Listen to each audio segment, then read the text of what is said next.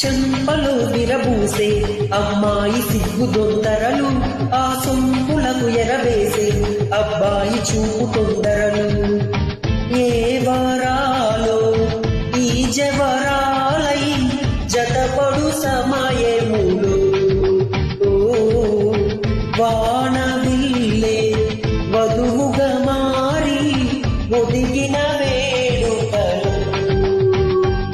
తన సరసన విరిసిన సిరిసిరి సొగసుల కులుకుల కలువకు కానుకగా ఎద సరసను ఎగిసిన అలజడి అలలే తాకగా.